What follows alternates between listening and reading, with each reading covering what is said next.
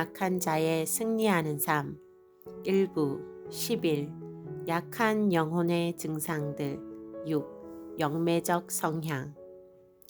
영혼이 약하고 민감한 이들은 스폰지와 같은 영적 흡수성을 가지고 있습니다.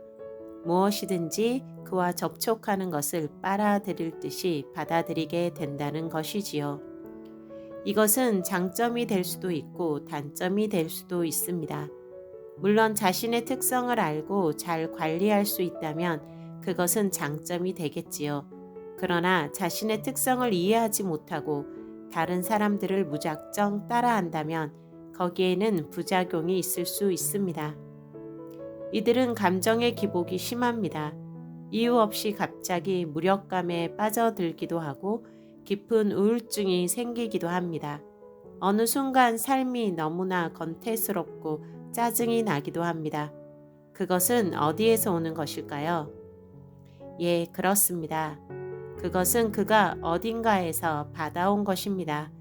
아마 그가 접촉한 사람이나 그가 갔었던 장소 등의 영적인 분위기가 어느 순간에 그에게 들어온 것입니다. 이들은 자신이 일종의 영매적인 체질인 것을 이해해야 합니다.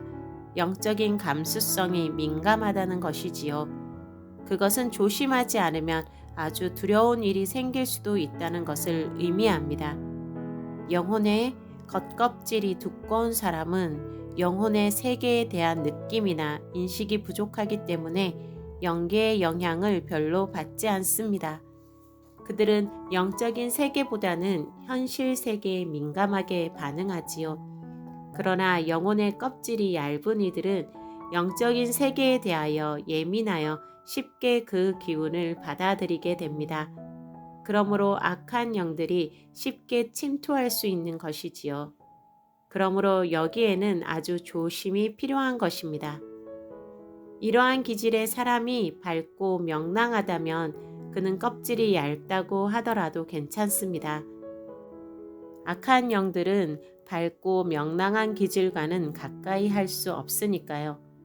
그러나 문제는 이렇게 껍질이 얇은 이들은 대체로 우울하고 어두우며 비관적인 사람들이라는 것입니다.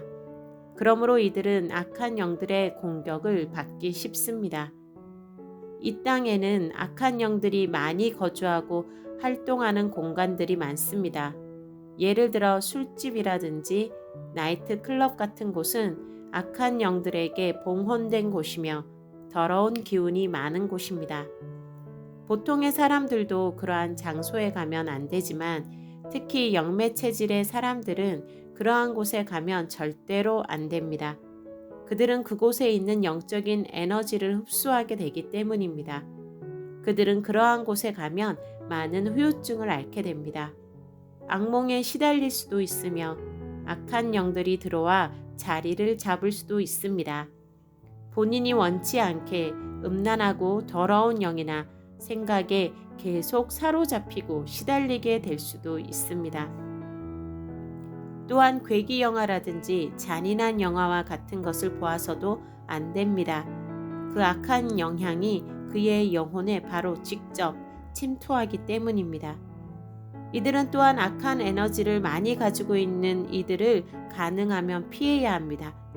지나치게 지배적인 기질의 사람, 폭발적인 분노와 미움의 기운을 가지고 있는 사람, 세상을 지나치게 사랑하고 즐기는 사람, 어둡고 비뚤어진 의식을 가지고 있는 사람 등의 사람들과 할 수 있으면 그는 접촉을 피해야 합니다. 그것은 그의 여린 영혼에게 직접적인 고통과 흑암을 공급하기 때문입니다. 이러한 기질의 사람이 그러한 악한 기운과 오랫동안 접촉했었다면 그는 많은 고통을 겪었을 것입니다. 그러나 본인의 의지가 약하기 때문에 쉽게 물들었던 습성에 대하여 잘 고치는 것도 쉽지 않겠지요. 그래도 그러한 악한 기운을 밖으로 토해내야 합니다. 이것은 발성 기도나 호흡 기도를 통해서 밖으로 내보낼 수 있는데 조금 뒤에 좀 더 설명할 것입니다. 영매적인 기질의 사람들은 이른바 전이 현상을 잘 경험하게 됩니다. 전이 현상이란 남들이 가지고 있는 고통이나 문제가 자신에게 전달되는 것입니다. 예를 들면 머리가 아픈 사람을 만나게 되면 자신도 머리가 아프고, 가슴이 답답한 사람을 만나게 되면 자신도 가슴이 아픈 식입니다. 이러한 사람은 각종 질병도 잘 옮아오게 됩니다. 만약 이러한 기질의 사람이 간호사나 의사가 되어야 한다면 이는 비극적인 일이 아닐 수 없습니다. 그는 그가 상대하는 많은 사람들의 질병을 짊어지고 살아야 하니까요. 이러한 전이는 신체에만 국한되는 것이 아니며 영적이고 정서적인 면에서도 나타납니다. 예를 들면 어떤 친구가 배우자와 싸우고 아주 화가 나서 분노를 터뜨렸는데, 그의 이야기를 한참 듣고 나서 집에 와서는 자신의 배우자와 싸우는 식입니다. 이것은 그가 접촉한 사람의 분쟁의 영이 그에게로 전이된 것입니다. 사람을 도와야 하는 상담자의 경우에 이러한 전이 현상은 어느 정도 필요할 것입니다. 상대방의 상태와 고통을 느낄 수 있을 때 좀 더 상대방에게 도움을 줄 수 있으니까요. 그러나 영매적인 사람은 자신이 그러한 전이를 조절할 수 있는 것이 아니며 원치 않아도 각종 어두움의 증상들이 들어오기 때문에 고통이 심한 것입니다. 때로는 고통을 가지고 있는 당사자보다 더 많은 고통을 겪게 되기도 합니다. 예민한 영의 사람은 이와 같이 자신을 잘 컨트롤하지 않는다면 그 흡수성 때문에 많은 어려움을 겪게 됩니다. 그러나 자신을 잘 컨트롤해서 악한 사람이나 악한 장소를 접하지 않고 아름답고 선한 사람이나 장소를 접하게 된다면 그것은 그에게 아주 좋은 은혜의 순간이 될 것입니다. 그들은 흡수성이 뛰어납니다. 그러므로 그들은 은혜가 충만한 집회에 가게 되면 쉽게 주님의 임재와 풍성함을 경험하게 될 것입니다. 성령의 능력과 기름 부으심을 경험하게 될 것입니다. 그러나 어느 순간에 은혜를 입었다고 해도 안심해서는 안 됩니다. 그의 기질이 순식간에 바뀌는 것은 아니니까요. 그가 다시 세상의 영으로 가득한 사람들을 만나고 세상의 악한 장소, 공간에 들어간다면 그는 다시 그러한 영들의 지배권 속으로 들어가게 될 것이기 때문입니다. 그가 영혼의 껍질을 강건하게 만드는 법을 배울 때까지 그는 행동을 조심하지 않으면 안 됩니다. 기질적으로 이러한 영매 체질, 영혼의 껍질이 얇은 사람은 나시린적인 요소를 가지고 있습니다.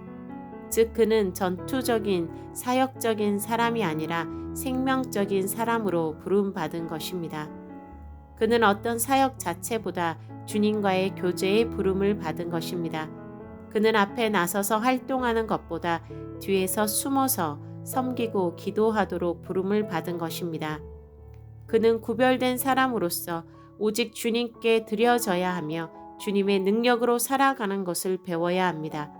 그는 오직 무릎으로 살며 엎드림으로 움직이는 것을 배워야 합니다. 그러므로 영혼이 얇은 사람이 자신의 기질이나 특성, 한계를 잘 인식하고 그에 대처한다면 그것은 실로 아름답고 풍성한 열매를 가져오게 될 것입니다.